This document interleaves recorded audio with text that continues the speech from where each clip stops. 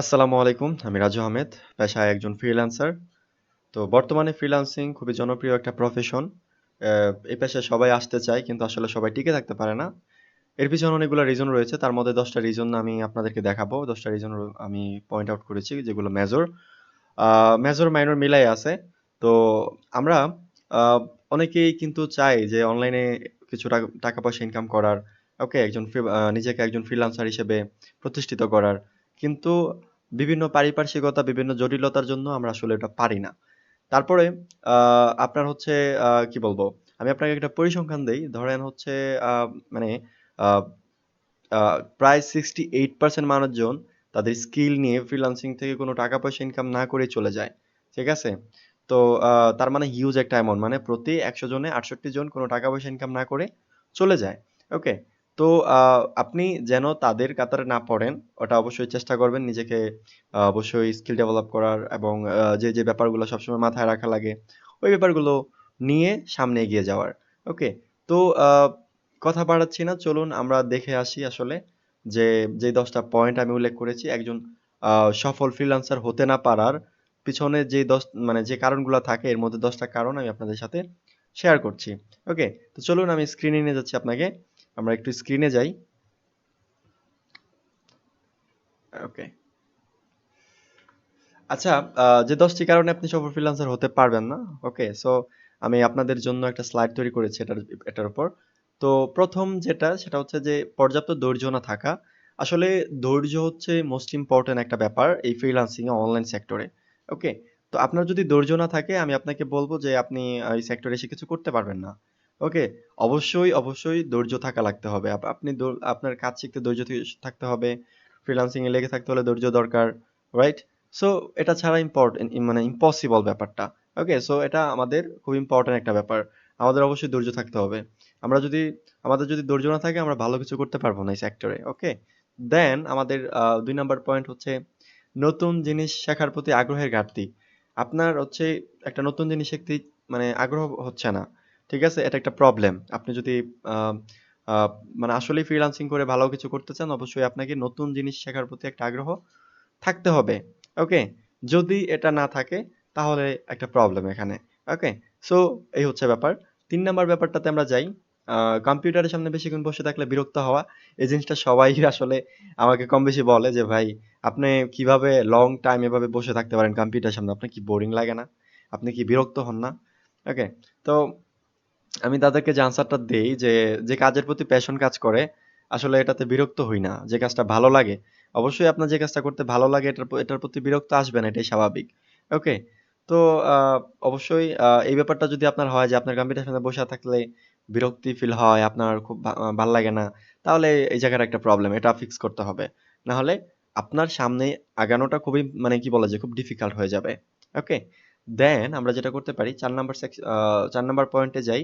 আ social মিডিয়ার প্রতি অতিরিক্ত বেশি অথবা অতিরিক্ত মাত্রায় কম আসক্তি থাকা। ওকে, দেখেন কমও ভালো না, বেশিও ভালো না। এখানে একটা কথা কিন্তু অলরেডি চলে আসছে। কমও ভালো না, বেশিও ভালো না। আপনার যদি Facebook, Instagram এগুলার প্রতি খুব বেশি পরিমাণ আসক্ত থাকে, দেখা গেছে একটা হিউজ একটা পরিমাণ টাইম আপনার ওটাতে স্পেন্ড হয়ে যাবে সোশ্যাল মিডিয়া গুলোতে। তো আবার যদি কম থাকে তাহলে কিন্তু সোশ্যাল মিডিয়াতে আপনি খুব দেখা গেছে মুসলিম যে গ্রুপে আ খুব ইনফরমেটিভ পোস্ট করে বিভিন্ন টেক লিডাররা বা সফল ফ্রিল্যান্সারেরা। তো তারা বিভিন্ন টিপস অ্যান্ড ট্রিকস শেয়ার করে এগুলা আপনি জানতে পারবেন না, যদি আপনি কম ইউজ করেন। ওকে? তো একটা ঘাটতি কিন্তু এখানে থেকে যায়। সো এখানে একটা ব্যাপার আছে। সো আপনাকে এটা ব্যালেন্স করে সামনে আগাতে হবে। ওকে? সো ৫ নাম্বার যে ব্যাপারটা অতিরিক্ত মাত্রাতে মানে শর্টকাট খোঁজা। তো হয় না যে যেমন আপনি একটা কাজ করছেন, একটা কাজ করতে গিয়ে আপনি প্রবলেমে পড়ে গেছেন। ওকে? তো আপনি কি করলেন? শর্টকাট খুঁজতেছেন। যে কিভাবে শর্টকাট? যেমন আমার একটা পরিচিত ভাই আছে, আমি তাকে জিজ্ঞেস করি যে, "ভাই প্রবলেমটা কি?" এটা কিন্তু একটা শর্টকাট ওয়ে হয়ে গেল। রাইট? তো আ আমি যদি ওই আ প্রবলেমটার সলিউশন আমি যদি অনলাইনে খোঁজাখুঁজি করতাম, তাহলে যে ব্যাপারটা হতো আমার এই একটা প্রবলেম খুঁজতে গিয়ে আমি আরো ৪-৫ টা প্রবলেমের সলিউশন আমি খুঁজতে পারবো। তো এটা আমার আমার আ অনে আমার আমাকে আরো সামনে এগিয়ে নিয়ে যাবে। ওকে? তো শর্টকাট খোঁজা যাবে না। শর্টকাট এটা খুবই আমরা অনেকেই এটা করি। তো দেখেন যে রাস্তায় গেলে তাড়াতাড়ি হবে ওটাই মানুষ আসলে খোঁজে। তো ওটা করা যাবে না। ঠিক আছে? এখন দেখা গেল আপনি শর্টকাটে গিয়ে আপনি ওই ঘুরে না গিয়ে আপনি প্রকৃতি মিস করে ফেলছেন। খুব সুন্দর একটা নেচার মিস করে ফেলছেন। ওকে? এমনও কিন্তু হতে পারে। তো শর্টকাট খোঁজা যাবে না অবশ্যই। পরিশ্রম করতে হবে এই ব্যাপারটাতে। এটা পরিশ্রমের জায়গা। ওকে? No problem. দেন আমরা ৬ নাম্বার যে পয়েন্টটা আমরা নিয়ে আসছি সেটা হচ্ছে যে প্রতিযোগিতাকে ভয় পাওয়া। আপনি যদি ভয় পান যে অনেক প্রতিযোগী, এটা শিখবো নাকি এটা শিখবো, তাহলে এটা হবে না। প্রতিযোগিতাকে ভয় পাওয়া যাবে না। ওকে? অবশ্যই আপনি যদি প্রতিযোগিতাকে ভয় পান, সামনে আগাতে পারবেন না। আপনার আ আপনাকে খেয়াল রাখতে হবে, আপনি যদি প্রপার স্কিলড হন, আপনার বসে থাকার কোনো সুযোগ নাই। ওকে? তো প্রপার স্কিলড মানে কাজ জানতে হবে ব্যাপারটা এমন না। আমরা এটার মানে মোটামুটি অনেকগুলা জিনিসপত্র নিয়েই আমরা মূলত আমি বুঝাচ্ছি যে প্রপার স্কিল, যেমন আপনার কমিউনিকেশন স্কিল, তারপর হচ্ছে গিয়ে কাজের স্কিল, তারপরে বিভিন্ন মানে কঠিন সিচুয়েশন গুলা হ্যান্ডেলিং এর যে স্কিল, এই ব্যাপারগুলা সবকিছুর কম্বিনেশন। হ্যাঁ, এগুলা যদি থাকে আপনার বসে থাকা লাগবে না। সো ওকে, তো প্রতিযোগিতাকে ভয় পাওয়া যাবে না। প্রতিযোগিতাকে ভয় পাইলে যেটা হবে, আপনার কাজ থাকাই মানে অফ হয়ে যাবে। ওকে, সেটা করা যাবে না। দেন ৭ নাম্বার যে পয়েন্টটা, সময়ের কাজ সময়ে শেষ না করার যে এক বদঅভ্যাস। ওকে? মাঝে মধ্যে হয় কি, ওয়ার্ক লোডে থাকলে আমিও প্রায় সময় আমার মাঝে মধ্যে সময়ের কাজ আমি সময় শেষ করতে পারি না। ওকে? তো আমি এক্ষেত্রে একটা আ আ ট্রিক্স ফলো করি, সেটা হচ্ছে যে 2 মিনিট রুলস।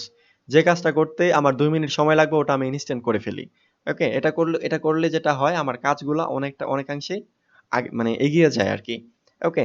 তো ওভারঅল হচ্ছে আ মানে সময়ের কাজ সময়ে শেষ করা যায়। এই ব্যাপারটা যদি আমি ফলো করি আরকি। তো এখন কথা হচ্ছে, আ আপনাদের আপনারা যাই করেন না কেন অবশ্যই সময়ের কাজ সময় শেষ করবেন। একজন সফল ফ্রিল্যান্সার হওয়ার মূল মন্ত্রই হচ্ছে এটা।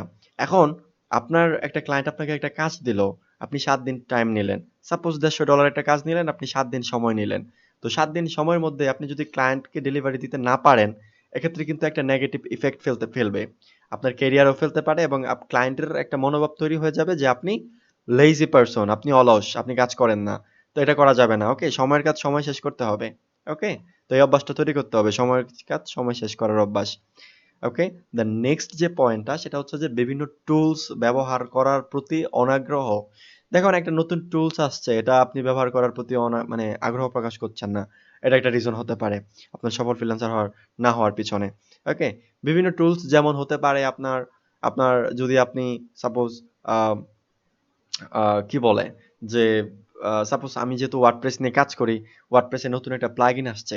ওটা যদি আমি ব্যবহার করার প্রতি অনাগ্রহ প্রকাশ করি, আমি সামনে আগাতে পারবো না। ঠিক গ্রাফিক ডিজাইনার যারা রয়েছেন, তাদের যেমন বিভিন্ন ধরনের টুলস থাকে। নতুন নতুন টুলস আসে প্রায় বছরে বা যে আপডেট হয়। তারা যদি এগুলা ইউজ না করে, তারা যদি এগুলা ব্যবহার না করে, তাহলে কিন্তু সামনে আগানো খুব ডিফিকাল্ট। এবং এই ছোটখাটো ব্যাপারগুলাই কিন্তু একজন সফল ফ্রিল্যান্সার না হওয়ার পিছনের অনেক বিশাল বড় একটা রিজন হয়ে যায়। ওকে? তো দেন আমরা নেক্সট পয়েন্টটা নিয়ে কথা বলি। ৯ নাম্বার পয়েন্ট। আমরা প্রায় শেষের পথে। তো ৯ নাম্বার পয়েন্টটা হচ্ছে বোঝানোর এবং বুঝতে বুঝতে পারার অদক্ষতা। তাহলে এখানে যেটা হচ্ছে সেটা হচ্ছে যে আপনি ক্লায়েন্টকে বোঝাতে পারতেছেন না। মোট কথা কমিউনিকেশন স্কিল এটাতে বোঝানো হয়েছে। তো ক্লায়েন্টকে আপনি যদি বোঝাতে না পারেন, তাহলে কিন্তু প্রবলেম। আপনি কাজটা নিতে পারবেন না। ওকে? এবং আপনি যদি ক্লায়েন্ট কি বলতেছে ওটা যদি বুঝতে না পারেন, সেটাও আরেকটা প্রবলেম। ওকে? তাহলে কিন্তু আপনি নিতে পারবেন না কাজটা। কাজটা নিতে না পারলে আল্টিমেট রেজাল্ট 0। ওকে? তো আ ব্যাপারটা হচ্ছে যে আপনাকে এখানে কমিউনিকেশন স্কিল থাকতে হবে। আপনাকে ক্লায়েন্টকে বোঝানোর দক্ষতা থাকতে হবে এবং ক্লায়েন্ট কি বলতেছে ওটা বুঝতে পারার দক্ষতা থাকতে হবে। শুধু নট অনলি দ্যাট, একজন সফল ফ্রিল্যান্সার হতে হলে আপনাকে বিভিন্ন ফোরামে আ আর্টিকেল পড়তে হয় এবং ওটা বুঝতে হয়। ওকে? তো আর্টিকেলগুলা মূলত ইংলিশে হয়ে থাকে এবং ইংলিশে পড়ে আপনি এটা বুঝতে পারতেছেন কিনা এটা আপনাকে বুঝতে হবে। তো আপনি যদি বুঝতে না পারেন, আপনি বেশি দূর আগাতে পারবেন না। সো এই ছোট ছোট ব্যাপারগুলোই কিন্তু একজন সফল ফ্রিল্যান্সার না হওয়ার পিছনে বিশাল বড় একটা রিজন হয়ে যায় একটা সময় গিয়ে। ওকে? সো দেন লাস্ট যে পয়েন্টটা, এটা একেবারে ইম্পোর্টেন্ট ধরতে পারেন, আবার একবারে ছেড়েও দিতে পারেন। না, ছেড়ে দেওয়া যাবে না, ইম্পোর্টেন্টই। চলুন আমরা লাস্ট পয়েন্টটা একটু দেখে আসি। লাস্ট পয়েন্টটা হচ্ছে নেটওয়ার্কিং এবং রিলেশনশিপ গড়নের অদক্ষতা। আপনি নেটওয়ার্কিং করতে পারতেছেন না, রিলেশনশিপ তৈরি করতে পারতেছেন না। আমি মিন করতেছি না যে একটা মানে রিলেশনশিপ মানে গার্লফ্রেন্ড বয়ফ্রেন্ড এরকম না। ঠিক আছে? রিলেশনশিপ হতে পারে একটা ক্লায়েন্টের সাথে একটা ভালো রিলেশনশিপ। আমার হতে পারে আপনি একজন ফ্রিল্যান্সার, আরেকজন ফ্রিল্যান্সারের সাথে ভালো একটা রিলেশনশিপ। ওকে? তো আপনি একজন ওয়েব ডেভেলপার, আরেকজন ওয়েব ডেভেলপার সাথে ভালো একটা রিলেশনশিপ তৈরি করা। এতে করে যেটা হবে আপনার লার্নিং প্রোগ্রেসটা খুব হাই হয়ে থাকবে। ওকে? আপনি খুব ভালো শিখতে পারবেন, আপনি খুব ভালো আগায় যেতে পারবেন। এখন নেটওয়ার্কিং আ আপনার নেটওয়ার্কিং এবং রিলেশনশিপের যে ব্যাপারটা, ওটা আমি যে ৯ নাম্বার পয়েন্টে কথা বলছি বোঝানো এবং বোঝানোর দক্ষতা, মোট কথা কমিউনিকেশন স্কিল, ওই কমিউনিকেশন স্কিলের উপর এটা অনেকটা ডিপেন্ড করে। আপনার যদি কমিউনিকেশন স্কিল ভালো থাকে, আপনি ভালো নেটওয়ার্কিং পারবেন। আপনার ভালো রিলেশনশিপ তৈরি করতে পারবেন, বিল্ড আপ করতে পারবেন। হ্যাঁ? তো এই ধরনের ব্যাপারগুলাই মূলত একটা সফল ফ্রিল্যান্সার হওয়ার পিছনে অনেক গুরুত্বপূর্ণ ভূমিকা রাখে। সো আ আপনি যদি মনে করেন যে কোনো একটা আপনার নাই, তাহলে অবশ্যই চেষ্টা করবেন ওই জিনিসগুলা ঠিক করার। ওই জিনিসগুলা ঠিক করার। তাহলে আপনি এক কাজ আপনি সফল ফ্রিল্যান্সার আপনিও হতে পারবেন। সম্ভব। ওকে? চেষ্টা থাকতে হবে, ডেডিকেশন থাকতে হবে, ধৈর্য থাকতে হবে এবং আ যে ব্যাপারগুলো নিয়ে আমি অলরেডি আলোচনা করেই ফেলছি, এগুলা নিয়ে তো আমি আর এখন দ্বিতীয়বার আবার বলতে চাই না। সো ভিডিওটা অনেক লম্বা হয়ে যাবে। তো ভিডিওটি ভালো লাগলে অবশ্যই সাবস্ক্রাইব করবেন এবং কমেন্ট করে যাবেন ভিডিওটা কেমন লাগলো। আর হচ্ছে এই তো। তো আমি আপাতত স্ক্রিন থেকে বের হয়ে যাইতেছি। তো এটা থেকে আমি বের হয়ে আমি ক্যামেরার সামনে আসতেছি। সো ভিডিওটা কেমন লাগলো? আপনার কাছে ভালো লাগলো কিনা? ভালো লাগলে অবশ্যই শেয়ার করবেন। কারণ দেখেন এই ছোট, ছোট বিষয়গুলা যদি আপনি আপনার বন্ধুর সাথে শেয়ার করেন, হয়তো সেও ইন্সপায়ার্ড হবে এবং সে তার ভুলগুলো ধরতে পারবে। Okay? So this is the reason actually. তো এই ছিল ভিডিও। নেক্সট ভিডিও আবার অন্য একটা টপিকে নিয়ে আসবো ইনশাআল্লাহ। তো ততক্ষণ পর্যন্ত ভালো থাকবেন, সুস্থ থাকবেন। আল্লাহ হাফেজ।